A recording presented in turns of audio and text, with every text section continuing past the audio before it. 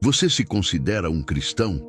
Essa pergunta pode parecer simples à primeira vista, mas exige de nós muito mais do que uma resposta automática baseada em tradições familiares ou costumes religiosos herdados. Talvez você tenha nascido em um lar evangélico, frequentado a igreja desde a infância, aprendido a cantar os hinos, decorado versículos bíblicos, participado de células e eventos da comunidade. Talvez você nunca tenha questionado sua fé, porque ela sempre esteve ali, como uma herança que você recebeu junto com o sobrenome da família.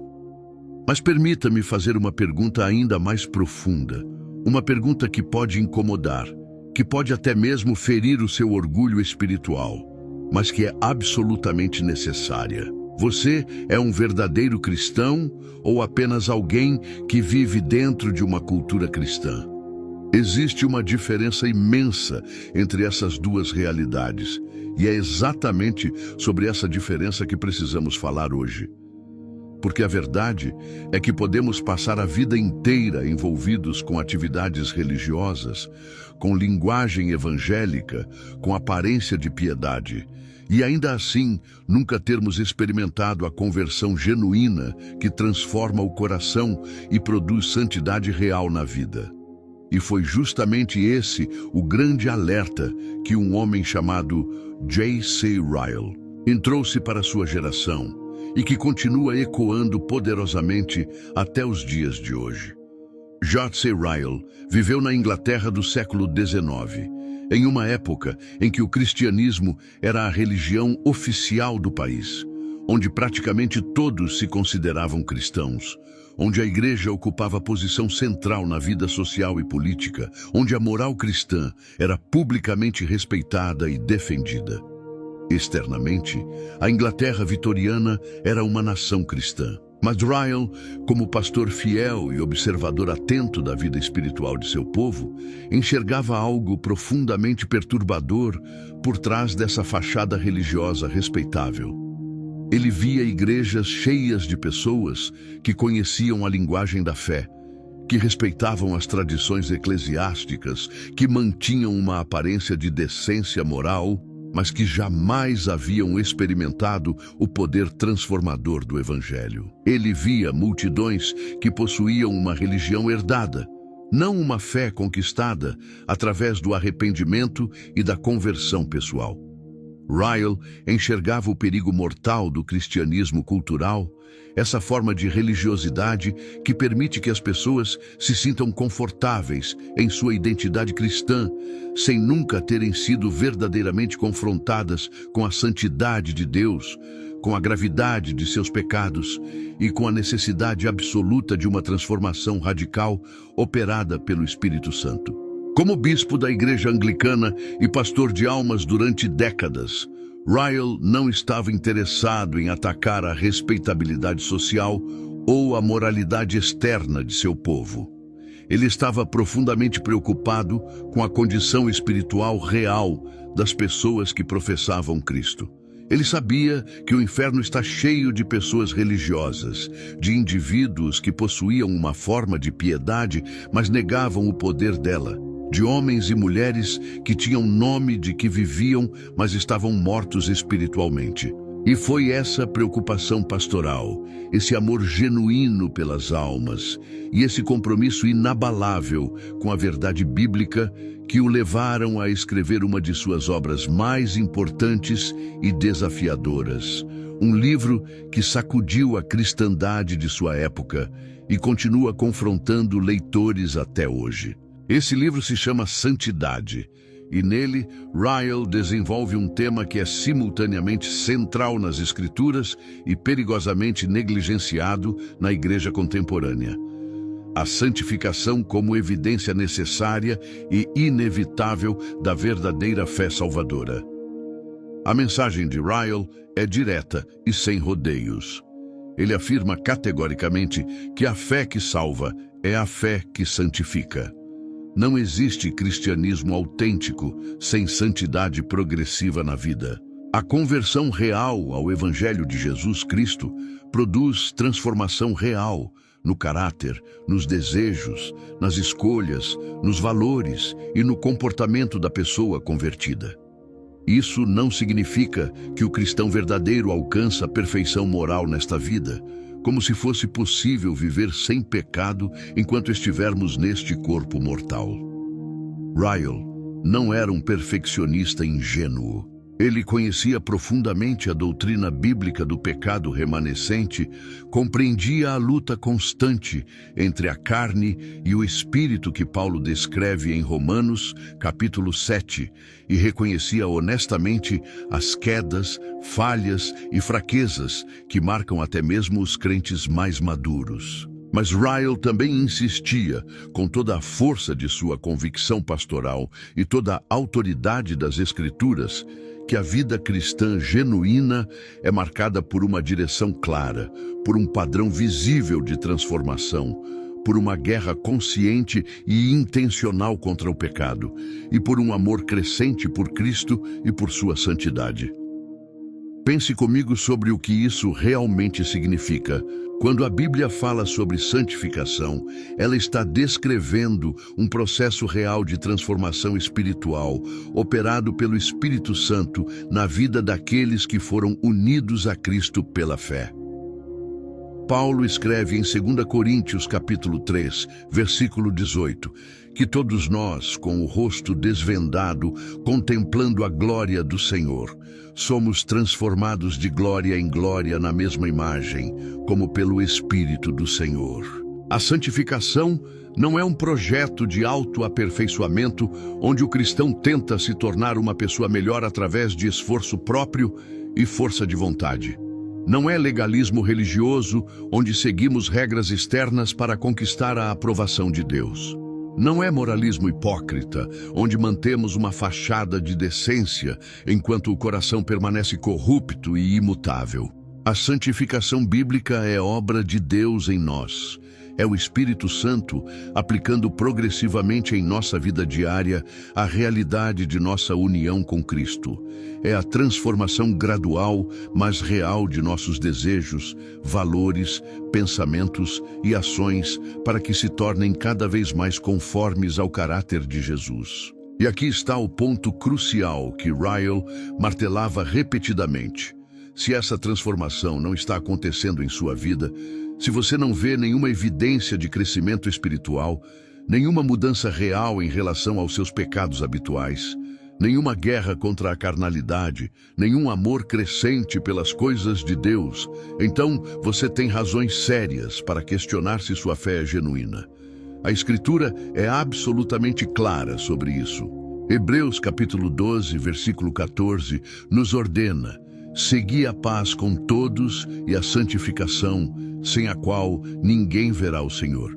1 Tessalonicenses capítulo 4, versículos 3 a 8, declara que a vontade de Deus é a nossa santificação, que nos abstenhamos da prostituição, que cada um saiba possuir o próprio corpo em santificação e honra, porque Deus não nos chamou para a impureza, mas para a santificação. Tiago capítulo 2 nos ensina que a fé sem obras é morta, que a fé genuína necessariamente produz frutos visíveis de transformação. João afirma em sua primeira carta, capítulo 3, versículo 6, que todo aquele que permanece em Cristo não vive pecando, e todo aquele que vive pecando não o viu nem o conheceu. Essas passagens não estão ensinando salvação por obras.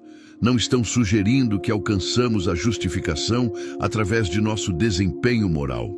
A justificação é pela fé somente, através de Cristo somente, pela graça somente.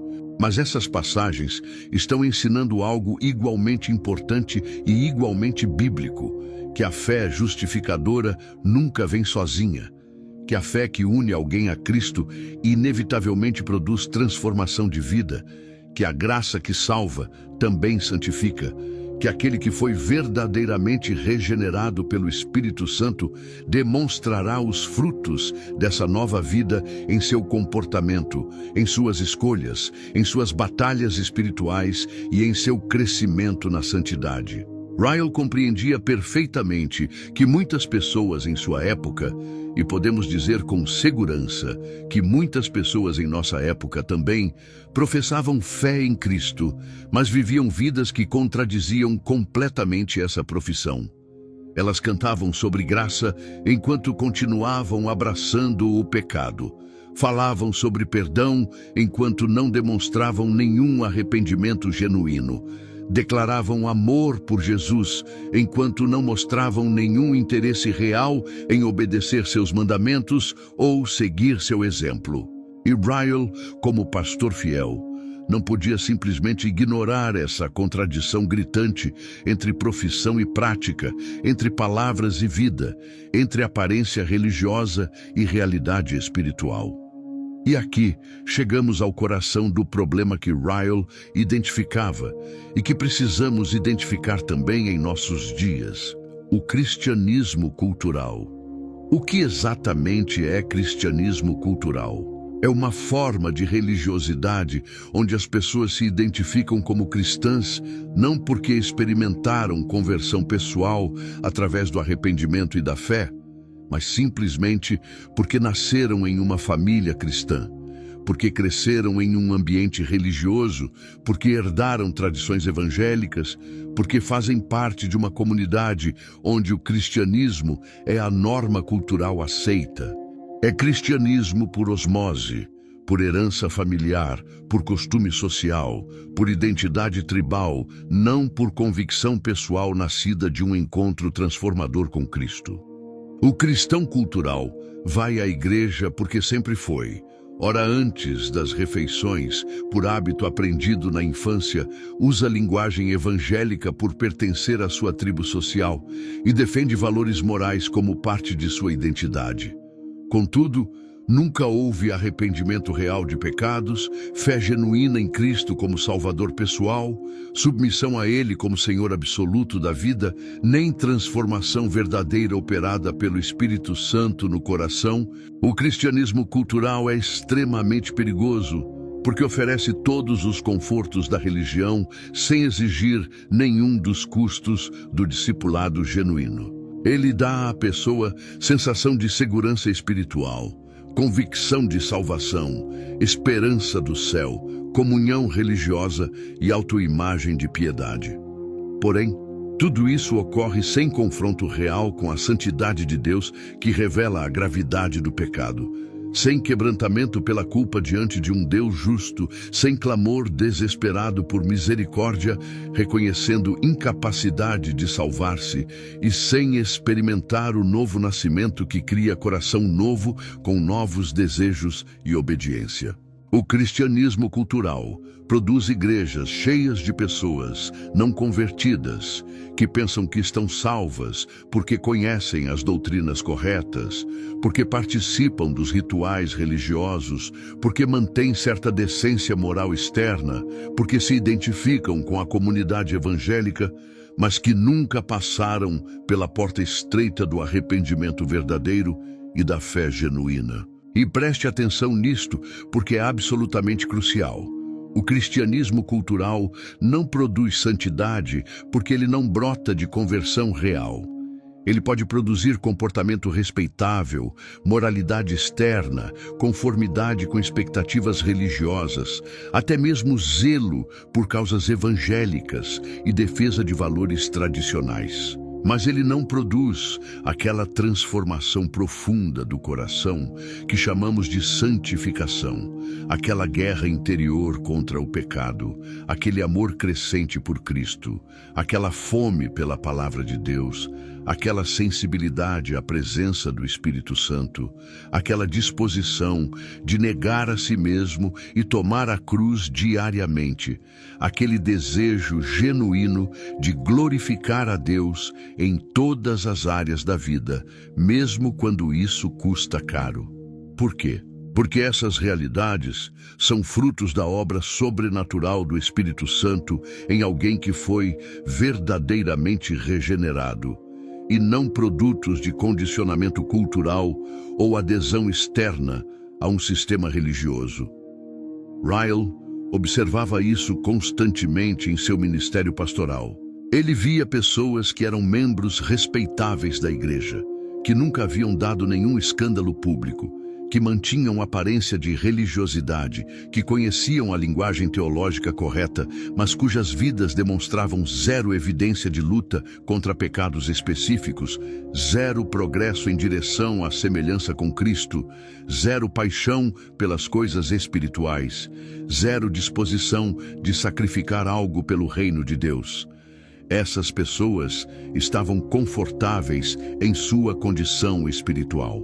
Elas não viam necessidade de mudança porque, afinal de contas, elas já se consideravam cristãs. Elas já haviam recebido seu cartão de membro da igreja, já haviam sido batizadas, já participavam regularmente dos cultos e das atividades religiosas. O que mais seria necessário? E essa era exatamente a questão que Ryle confrontava com toda força. Muito mais é necessário. O cristianismo verdadeiro exige conversão real, que por sua vez produz santificação progressiva. Sem arrependimento genuíno, sem fé viva em Cristo, sem novo nascimento operado pelo Espírito Santo e sem a consequente transformação de vida, não há cristianismo autêntico, não importa quão religiosa uma pessoa pareça externamente. Agora permita-me trazer essa mensagem para nossos dias, para nosso contexto, para a realidade que você e eu enfrentamos na igreja contemporânea. Olhe ao seu redor, na igreja evangélica brasileira de hoje. O que você vê? Você vê multidões de pessoas que se identificam como evangélicas, que frequentam cultos regularmente, que conhecem a linguagem da fé, que talvez até ocupem posições de liderança em suas comunidades. Mas quantas dessas pessoas demonstram evidência real de santificação progressiva em suas vidas? Quantas estão verdadeiramente lutando contra pecados habituais com a seriedade que a Escritura exige? Quantas estão crescendo visivelmente em semelhança com Cristo? Quantas demonstram amor genuíno pelas coisas de Deus, fome pela palavra, disposição de negar a si mesmas por causa do Evangelho? Ou será que temos igrejas cheias de cristãos culturais que adotaram uma identidade evangélica como parte de sua tribo social, que consomem entretenimento gospel, que usam hashtags cristãs nas redes sociais, que defendem pautas conservadoras, mas cujas vidas são indistinguíveis das vidas dos não crentes em termos de santidade real, de transformação de caráter, de amor sacrificial, de pureza moral, de integridade nos negócios, de humildade nas relações, de generosidade com os necessitados? Pense nas marcas que caracterizam muito do evangelicalismo contemporâneo e pergunte-se honestamente se essas marcas refletem santificação bíblica ou simplesmente cristianismo cultural. Considere a questão da conformidade com o mundo. A Escritura nos ordena em Romanos capítulo 12, versículos 1 e 2, que não nos conformemos com este século, mas que sejamos transformados pela renovação de nossa mente para que experimentemos qual seja a boa, agradável e perfeita vontade de Deus. Paulo escreve em Efésios capítulo 5, versículos 3 a 4, que a imoralidade sexual, toda impureza e avareza nem sequer devem ser mencionadas entre os santos como convém, nem conversas obscenas, nem palavras tolas ou gracejos imorais, que não são convenientes. Tiago nos adverte em sua carta, capítulo 4, versículo 4, que a amizade do mundo é inimizade contra Deus, e que aquele que quiser ser amigo do mundo se constitui inimigo de Deus. 1 João, capítulo 2, versículos 15 a 17, nos instrui a não amarmos o mundo, nem as coisas que há no mundo. Porque tudo que há no mundo, a concupiscência da carne, a concupiscência dos olhos e a soberba da vida, não procede do Pai, mas procede do mundo, e que o mundo passa, bem como a sua concupiscência, mas aquele que faz a vontade de Deus permanece para sempre. Essas passagens são claras e não deixam espaço para interpretação conveniente. O cristão verdadeiro não se conforma com os padrões, valores, ambições e prazeres deste mundo caído. Ele vive como estrangeiro e peregrino, como alguém cuja cidadania está nos céus, como alguém que foi chamado das trevas para a luz maravilhosa de Deus.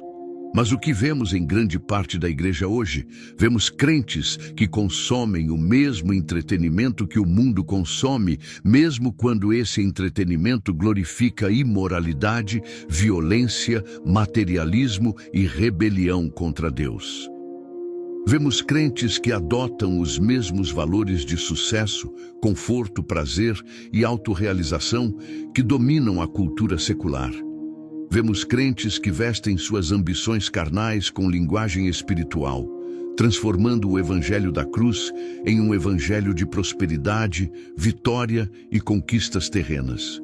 Vemos crentes que toleram em suas vidas pecados que a Escritura condena claramente, justificando-se com argumentos culturais ou psicológicos, nunca reconhecendo esses comportamentos como rebelião contra um Deus santo que exige santidade de seu povo. Onde está a distinção? Onde está a separação do mundo que deveria caracterizar aqueles que foram chamados para serem santos? Ou será que nos contentamos com um cristianismo cultural que mantém aparência religiosa, mas vive exatamente como o mundo vive, apenas com uma camada superficial de verniz evangélico? Considere a questão da disciplina espiritual e da busca intencional por santidade.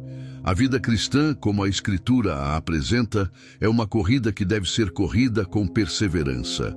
Uma luta que deve ser lutada com determinação.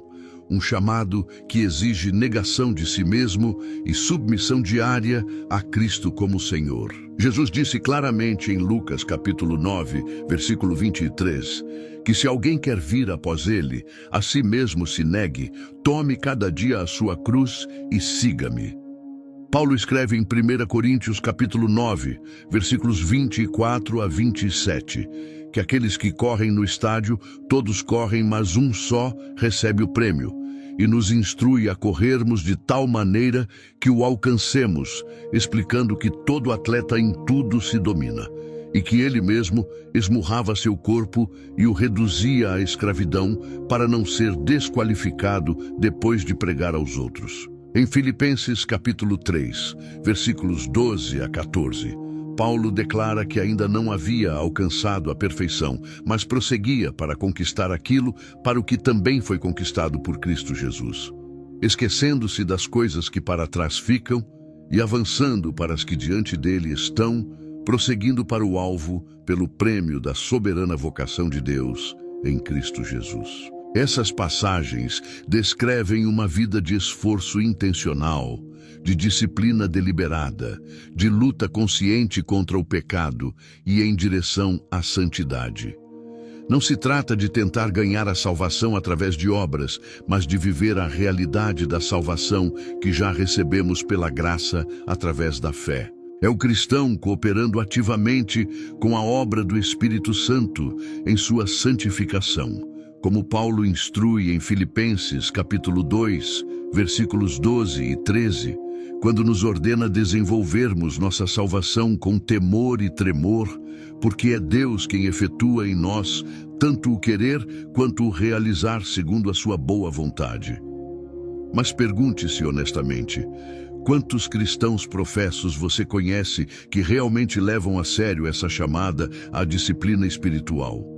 Quantos têm uma vida de oração consistente, não apenas orações apressadas e superficiais, mas verdadeira comunhão com Deus, onde buscam sua face, confessam pecados específicos, intercedem pelos outros e se submetem à sua vontade?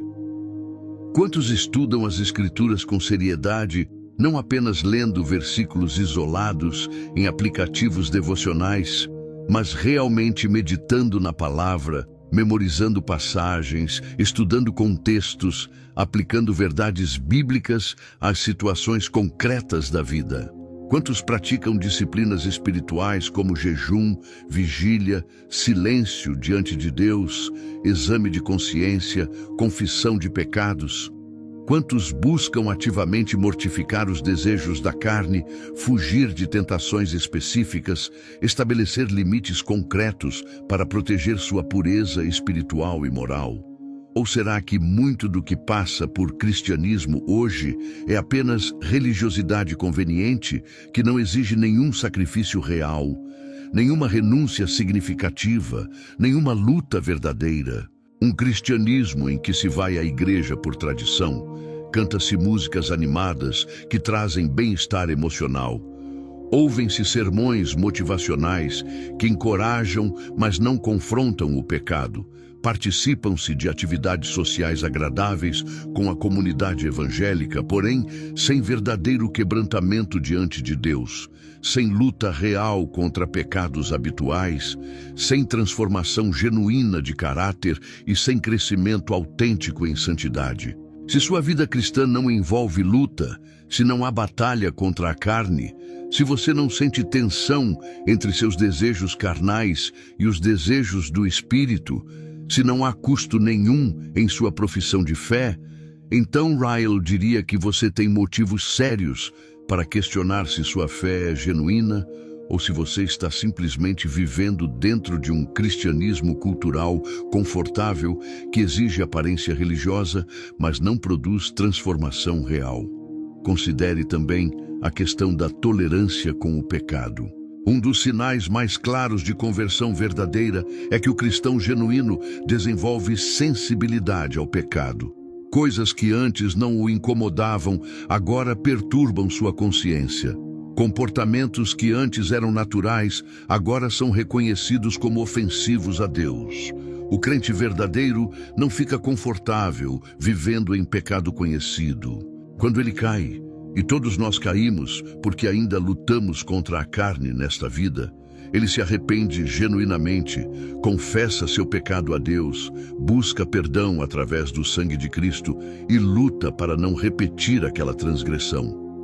Ele odeia seu pecado porque reconhece que o pecado ofende ao Deus que ele ama, que o pecado custou a vida de Cristo na cruz, que o pecado destrói sua comunhão com Deus e danifica sua própria alma. O salmista expressava isso quando clamava no Salmo 139, versículos 23 e 24. Sonda-me, ó Deus, e conhece o meu coração. Prova-me e conhece os meus pensamentos. Vê se há em mim algum caminho mau e guia-me pelo caminho eterno. Davi demonstrava essa sensibilidade quando, depois de ser confrontado com seu terrível pecado de adultério e assassinato, confessou no Salmo 51, pequei contra ti somente, e fiz o que é mal perante os teus olhos, e clamou por purificação, dizendo, purifica-me com hisopo, e ficarei limpo, lava-me, e ficarei mais alvo que a neve. Mas o que vemos em muitos que professam o nome de Cristo hoje? Vemos tolerância casual com pecados que a Escritura condena claramente. Vemos pessoas que se dizem cristãs, mas vivem em imoralidade sexual sem nenhum peso de consciência.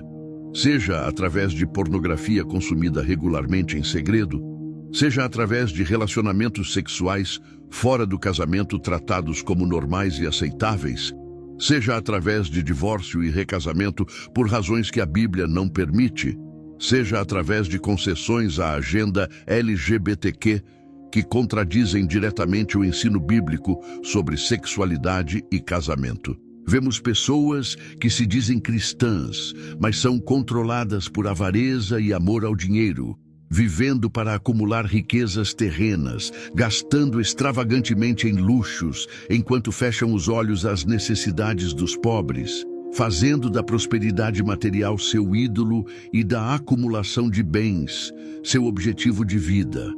Vemos pessoas que se dizem cristãs, mas suas bocas estão cheias de maledicência, fofoca, calúnia, crítica destrutiva, palavras grosseiras, humor obsceno, conversas tolas e frívolas. Vemos pessoas que se dizem cristãs, mas vivem dominadas por orgulho espiritual, arrogância intelectual, busca de status e reconhecimento, competição mesquinha com outros crentes, divisões causadas por vaidade ferida. Vemos pessoas que afirmam ser cristãs, mas não revelam fruto do Espírito. Não há amor genuíno que busca o bem do próximo, nem alegria que transcende circunstâncias, nem paz que guarda o coração nas tempestades, nem paciência com fraquezas alheias, nem bondade em ações concretas, nem fidelidade em relacionamentos e compromissos, nem mansidão que renuncia à vingança, nem domínio próprio que controla impulsos carnais. E quando essas realidades são apontadas, quando alguém tem a coragem de dizer que essas coisas não são compatíveis com o cristianismo verdadeiro, a resposta comum é defensiva e cheia de justificativas.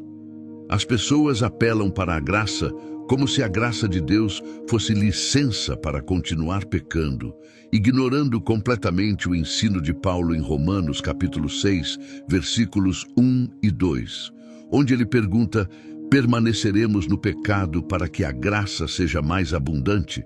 De modo nenhum. Nós que morremos para o pecado, como viveremos ainda nele? As pessoas argumentam que ninguém é perfeito, que todos pecamos e carecemos da glória de Deus, usando essa verdade bíblica como desculpa para não lutarem seriamente contra seus pecados habituais, ignorando que a própria Escritura, que afirma nossa imperfeição, também ordena: sede santos, porque eu sou santo, e nos chama a nos purificarmos de toda a imundícia da carne e do espírito, aperfeiçoando a santidade no temor de Deus. As pessoas acusam de legalismo qualquer chamado sério à santidade, como se todo padrão moral fosse legalismo, como se toda exigência de obediência fosse negação da graça, quando, na verdade, o próprio Jesus disse: se me amais, guardareis os meus mandamentos. E João escreveu que este é o amor de Deus, que guardemos os seus mandamentos, e seus mandamentos não são penosos. Ryle enfrentava exatamente essas mesmas objeções em seus dias. Ele era acusado de ser muito rigoroso, muito exigente, muito severo em suas expectativas de santidade. As pessoas de sua época também queriam uma religião confortável que não perturbasse sua consciência nem exigisse mudanças profundas em seu estilo de vida. Elas queriam a segurança da salvação sem o custo do discipulado. Queriam a esperança do céu sem a luta contra o pecado. Queriam os benefícios da graça sem a responsabilidade da obediência. E Ryle, como pastor fiel que amava as almas e temia a Deus mais do que temia os homens, recusava-se a oferecer às pessoas esse tipo de falso conforto. Ele insistia, baseado solidamente nas Escrituras, que onde não há santificação, não há regeneração, que a fé que não produz frutos de transformação é fé morta, que professar Cristo com a boca enquanto a vida contradiz essa profissão é hipocrisia que não salva ninguém. Ele pregava essas verdades não porque gostava de ser duro ou porque tinha prazer em tornar a vida das pessoas difícil, mas porque amava demais as almas para permitir que elas se enganassem a si mesmas até que fosse tarde demais. Até que encontrassem o Senhor no julgamento final e ouvissem dele as palavras terríveis: nunca vos conheci. Apartai-vos de mim, vós que praticais a iniquidade. E essa é exatamente a mensagem que precisamos ouvir hoje. Não precisamos de mais entretenimento religioso.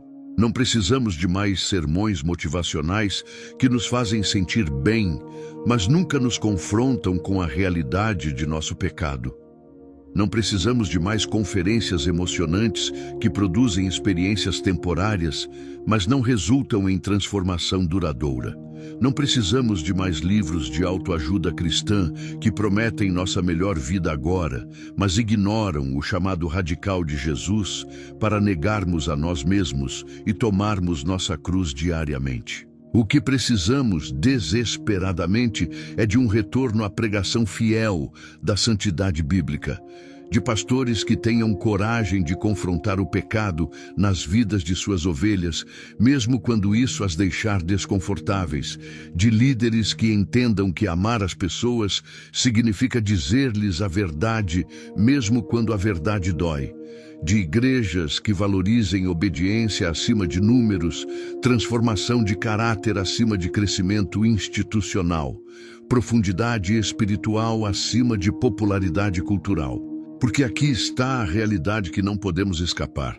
A santidade importa infinitamente. Ela não é opcional. Ela não é um extra para cristãos mais dedicados. Ela não é perfeccionismo neurótico ou legalismo religioso. A santidade é a evidência necessária de que alguém foi verdadeiramente unido a Cristo pela fé.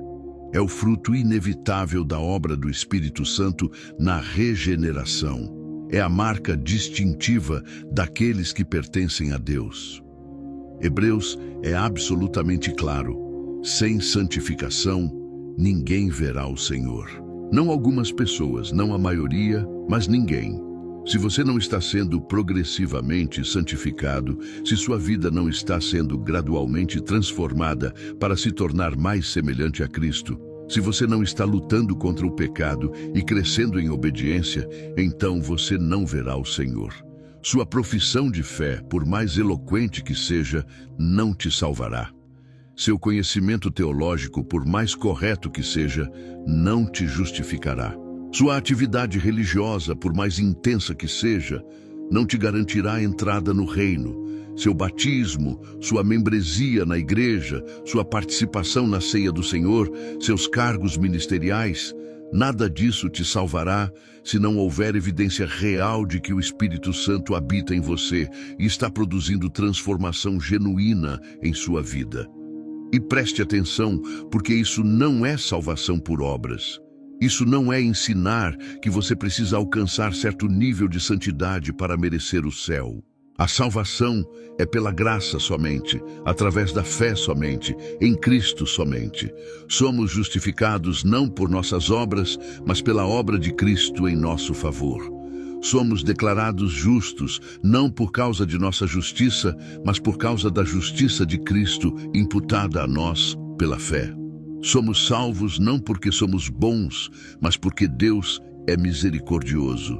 Tudo isso é gloriosamente verdadeiro e não pode ser negociado. Mas e essa é uma conjunção crucial. A fé verdadeira que justifica nunca permanece sozinha. A fé verdadeira produz obras. A fé verdadeira resulta em obediência. A fé verdadeira opera através do amor. A fé verdadeira se manifesta em santificação progressiva. Então, quando a Bíblia diz que sem santificação ninguém verá o Senhor, ela não está dizendo que você ganha o céu através de santidade, mas que a santidade é a evidência confiável de que você foi genuinamente salvo pela graça através da fé. É a prova de que você nasceu de novo. É a demonstração de que o Espírito Santo habita em você e está operando sua transformação. Portanto, a pergunta que você precisa responder honestamente diante de Deus neste momento é a seguinte: onde está a evidência de santificação em sua vida? Não estou perguntando se você é perfeito, porque nenhum de nós é. Não estou perguntando se você nunca peca, porque todos pecamos diariamente. Não estou perguntando se você já alcançou maturidade espiritual completa, porque isso é um processo que dura toda a vida. Estou perguntando se existe uma direção clara e visível de transformação em sua vida. Estou perguntando se você está mais santo hoje do que era há um ano. Estou perguntando se existem pecados específicos que você odiava e contra os quais lutava, e que agora, pela graça de Deus e poder do Espírito Santo, você venceu ou está vencendo progressivamente. Estou perguntando se seu amor por Cristo é mais profundo agora do que era antes. Estou perguntando se sua fome pela palavra de Deus é mais intensa. Estou perguntando se sua sensibilidade ao pecado é mais aguçada. Estou perguntando se você está mais disposto a sacrificar seus próprios interesses pelo bem dos outros e pela glória de Deus. Estou perguntando se existem frutos visíveis do Espírito Santo crescendo em seu caráter. Estou perguntando se sua vida demonstra que você realmente foi transformado pelo Evangelho ou se você está simplesmente vivendo dentro de uma cultura cristã sem nunca ter experimentado conversão genuína.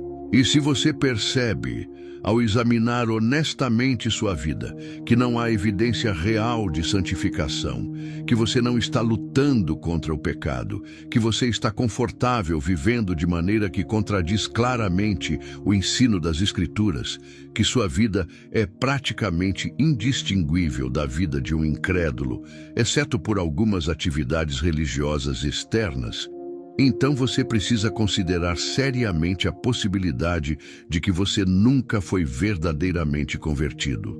Isso não deveria te levar ao desespero, mas ao arrependimento. Não deveria te paralisar com medo, mas te mover em direção a Cristo. Porque a boa notícia do Evangelho é que Jesus veio buscar e salvar o perdido, que ele não veio chamar justos, mas pecadores ao arrependimento, que ele recebe todos os que vêm a ele com fé. Não importa quão grande seja seu pecado, não importa quão profunda seja sua miséria espiritual, não importa quantos anos você desperdiçou vivendo em hipocrisia religiosa. Se você reconhece hoje que sua fé tem sido apenas cultural, apenas nominal, apenas externa, você pode vir a Cristo agora mesmo, confessar seu pecado e sua necessidade desesperada de salvação, confiar somente em sua morte e ressurreição para sua justificação, submeter-se a Ele como Senhor de sua vida e experimentar o milagre do novo nascimento que o Espírito Santo opera naqueles que creem verdadeiramente. E para você que examinou seu coração e encontrou evidências genuínas de santificação, para você que reconhece a obra do Espírito Santo em sua vida, transformando-o progressivamente à imagem de Cristo, para você que está lutando contra o pecado e crescendo em obediência, deixe-me dizer isto: continue, persevere, não desista, não se conforme com o nível de santidade que você já alcançou. Não permita que o cristianismo cultural ao seu redor abaixe seus padrões espirituais. Não aceite a mediocridade que caracteriza grande parte da igreja contemporânea. Continue buscando conhecer a Cristo mais profundamente. Continue lutando contra seus pecados remanescentes com seriedade e determinação. Continue crescendo em amor, em fé, em obediência, em semelhança com seu Salvador. Lembre-se das palavras de Paulo em Filipenses capítulo 3. Não que eu já tenha obtido tudo isso ou tenha sido aperfeiçoado, mas prossigo para conquistar aquilo para o que também fui conquistado por Cristo Jesus. Prossiga também você.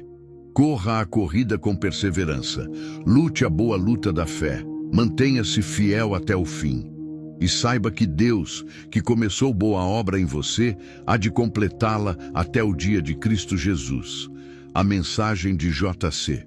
Ryle sobre santidade versus cristianismo cultural não é uma mensagem que a igreja contemporânea quer ouvir. Ela confronta demais. Ela exige demais. Ela incomoda demais. Vivemos em uma época que valoriza tolerância acima de verdade, que prioriza conforto emocional acima de confronto espiritual, que prefere sermões que fazem as pessoas se sentirem bem a sermões que as chamam ao arrependimento e à santidade. Mas a verdade permanece inalterada pelo passar do tempo e pelas mudanças culturais. Sem santificação, ninguém verá o Senhor. A fé que não produz obras é morta. Aquele que diz que permanece em Cristo deve andar como ele andou. E se alguém não tem o Espírito de Cristo, esse tal não é dele. Essas não são palavras de Ryle, são palavras da Escritura inspirada pelo próprio Deus. E elas permanecem tão verdadeiras e tão urgentes hoje quanto eram no século XIX, quando Ryle as pregava, e quanto eram no primeiro século, quando os apóstolos as escreveram. Então deixe-me fazer a você, uma última vez, a pergunta que iniciou nossa conversa hoje. Você é um verdadeiro cristão ou apenas alguém que vive dentro de uma cultura cristã? Sua fé é resultado de conversão pessoal ou de herança familiar? Sua vida demonstra santificação progressiva ou apenas religiosidade cultural? Você está unido a Cristo pela fé verdadeira que produz transformação real? Ou você está confiando em uma profissão vazia que não passa de auto-engano espiritual? Essas perguntas são importantes demais para serem evitadas. Essas questões são urgentes demais para serem adiadas. Sua alma eterna está em jogo. E o próprio Jesus nos advertiu que muitos naquele dia dirão: Senhor, Senhor, não profetizamos nós em Teu nome, e em Teu nome não expulsamos demônios, e em Teu nome não fizemos muitas maravilhas. Mas Ele lhes dirá abertamente: Nunca vos conheci. Apartai-vos de mim, vós, que praticais a iniquidade. Não seja você uma dessas pessoas. Não permita que um cristianismo cultural confortável, mas morto, te engane até o dia do julgamento. Examine-se, prove-se, certifique-se de que sua fé é genuína, de que sua conversão é real, de que o Espírito Santo verdadeiramente habita em você e está produzindo santidade em sua vida. Que o Senhor use esta mensagem para despertar consciências adormecidas, para confrontar corações enganados, para chamar ao arrependimento aqueles que têm apenas religião cultural e para encorajar à perseverança aqueles que estão verdadeiramente caminhando com Cristo. Que a igreja de nossos dias redescubra a centralidade da santidade na vida cristã autêntica e que cada um de nós possa dizer com Paulo, com sinceridade e verdade: já não sou eu quem vive, mas Cristo vive em mim, e a vida que agora vivo na carne, vivo pela fé no Filho de Deus, que me amou e se entregou a si mesmo por mim. Se esta mensagem tocou seu coração, se ela despertou em você reflexões importantes sobre sua própria condição espiritual, eu gostaria de convidá-lo a expressar isso de algumas formas práticas. Primeiro, se este conteúdo foi útil para você, deixe seu like no vídeo, pois isso ajuda o algoritmo a levar esta mensagem a mais pessoas que também precisam ouvir este chamado à santidade verdadeira. Segundo, se você ainda não é inscrito no canal Voz da Graça, inscreva-se agora e ative o sininho de notificações para não perder os próximos conteúdos que trazem profundidade bíblica, contexto histórico e ensino reformado para fortalecer sua fé e despertar sua consciência cristã. Terceiro, use a seção de comentários para compartilhar suas reflexões pessoais sobre esta mensagem. Deixe suas dúvidas. Conte como Deus tem trabalhado em sua vida na área da santificação, pois a interação de vocês enriquece nossa comunidade e nos ajuda a entender melhor como servir a igreja com conteúdo relevante e edificante. E quarto, se você deseja apoiar diretamente a produção contínua deste tipo de conteúdo, que exige pesquisa histórica cuidadosa, estudo teológico profundo e preparação dedicada, considere tornar-se membro do canal clicando no botão que aparece abaixo deste vídeo. A membresia é uma forma prática de você contribuir para que possamos continuar produzindo materiais bíblicos, históricos e reformados de qualidade, que não apenas informam, mas transformam vidas através do poder da Palavra de Deus fielmente ensinada. Que o Senhor abençoe você ricamente enquanto você busca viver em santidade diante dele, pela graça que nos foi dada em Cristo Jesus.